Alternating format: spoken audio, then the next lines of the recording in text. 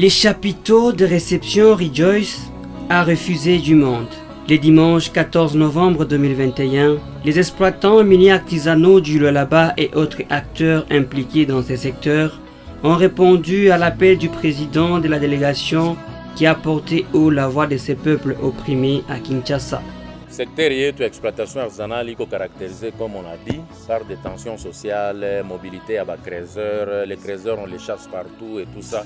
C'est comme si c'est quelque chose qui vient d'arriver par la simple volonté, je ne sais pas, de ceux-là qui se sont lancés. Or, exploitation minière artisanale, ICO déjà parmi les métiers, c'est-à-dire les mines du Congo sont exploitables industriellement tout comme artisanalement. Maintenant, la question que nous nous posons, l'exploitation minière artisanale est réservée catégorie avant tout cas. Quand on dit l'autochtone, c'est celui qui occupe son pays d'origine, c'est celui-là l'autochtone. Puis le code minier dit l'exploitation minière artisanale, c'est une activité réservée aux personnes physiques des nationalités congolaises. La communauté locale est définie par le code minier comme une population traditionnellement unie par les liens coutumiers, claniques, liés au territoire du projet minier. C'est-à-dire quoi? Les créateurs, vous les placez où?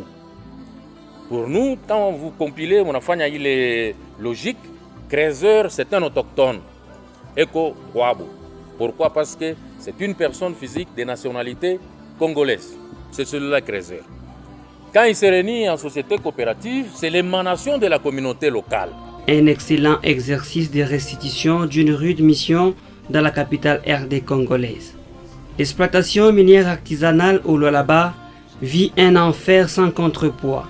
Loin de la quiétude idyllique souhaitée, loin du bonheur envisagé et échoyé, l'infinie inquiétude plane sur le quotidien de la population autochtone réunie en société coopérative minière. À Kinshasa, le plaidoyer a été fait et la délégation en fait une restitution. Aujourd'hui, nous sommes en train de dénoncer le traitement du trésor qui est injuste. Comment quelqu'un peut s'organiser chez lui selon la législation congolaise, mais il manque la protection.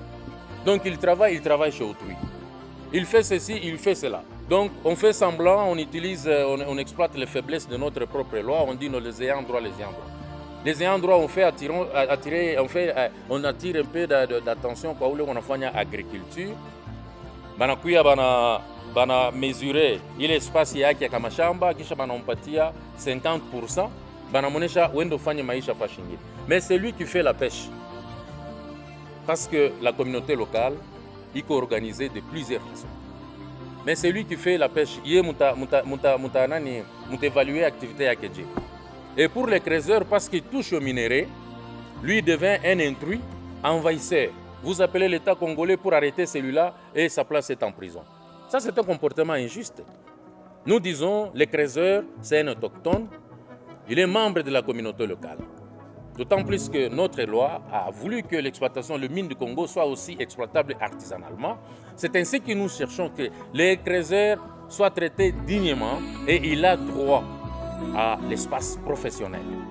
C'est une activité de survie aujourd'hui, mais notre souci n'est pas de rester seulement à ce niveau-là, non. Les exploitants miniers artisanaux sont condamnés au cachot du désespoir.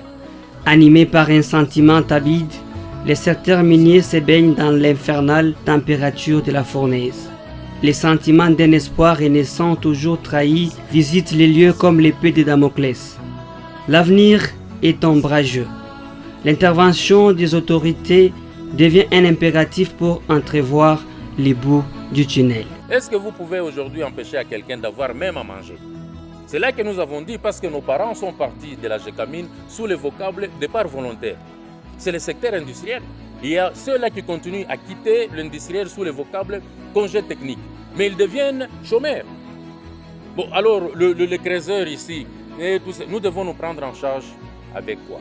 Je pense que si on avait le pétrole ici, on s'organiserait en société coopérative pétrolière. Si on avait la forêt ici chez nous, dans le Lualaba, on s'organiserait en société coopérative forestière.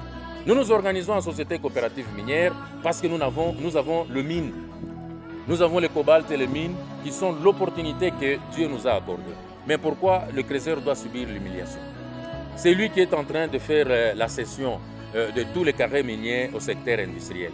Mais le secteur artisanal va se prendre en charge avec nous. Est-ce que le secteur industriel a la possibilité d'engager tout le monde? Non. Donc le Crézeur, ce n'est pas un intrus, c'est pas non. Nous sommes dans une phase où le chef de l'État lui-même dit révisitation des contrats, c'est parce qu'on ne se retrouve pas. Cette catégorie aussi de peuple ne se retrouve pas. C'est ainsi que nous avons eu l'opportunité de transmettre le message. Nous avons fait les mémos et nous disons non. C'est lui qui dit le peuple d'abord. À notre attendement, nous les Crézeurs, nous pensons que celui-là met déjà la population au centre de sa philosophie politique. Et nous, les Crézeurs, nous faisons confiance à ces slogans-là. C'est pourquoi nous avons identifié les problèmes qui rongent le secteur pour lui parvenir le message à ce niveau ici de révisitation. Si on peut aussi revoir la restitution ou la répartition des carrés pour que les autochtones aient aussi de l'espace où travailler. Donc nous ne pouvons pas nous prendre en charge avec du pétrole que nous n'avons pas ici. Mais comment est-ce que vous venez, vous prenez tous les carrés miniers, mais vous développez 2 seulement. Vous avez 500 carrés miniers, vous développez 2 seulement. Et quand vous venez sur une entité là, vous n'avez même pas la possibilité de prendre 1/10 des autochtones comme emploi. Voilà. Ça devient vraiment, je ne sais pas comment s'expliquer. Les statistiques sont parlantes. On a dit 20% de la production minière au niveau national vient du secteur artisanal. 80% c'est le secteur industriel. Mais en termes d'emploi, les 80% à quelle main-d'œuvre et les 20% sont réalisés par quel chiffre, quel montant? Les Crézeurs là. Mais vous voulez aussi prendre même le 20% parce qu'ils sont en train de travailler dans vos concessions. Ils sont en train de... Non, ce n'est pas que naturellement vous vous êtes retrouvé propriétaire de ces concessions-là. Non, c'est parce que vous êtes passé par quelque part. Si vous achetez mal et vous et celui qui vous vend mal, vous avez tous la responsabilité. Donc les Crézeurs, le message c'est qu'on doit traiter dignement les Crézeurs. Parce qu'avec tout ce temps ici, nous avons commencé à parler des zones d'exploitation artisanale. Zones d'exploitation artisanale. C'est comme si on est en train de demander à l'État congolais des choses qui n'existent pas. C'est comme si on est dans le rêve, on ne sait pas les zones d'exploitation artisanale c'est quoi. Non, c'est l'espace destiné aux autochtones. Donc à cette catégorie des autochtones, la communauté locale. La voix des exploitants miniers artisanaux a été entendue. Ils ont bravé la peur pour interpeller les décideurs. Un regain de calme est annoncé. Une accalmie qui servira peut-être de transition avant de trouver des solutions durables.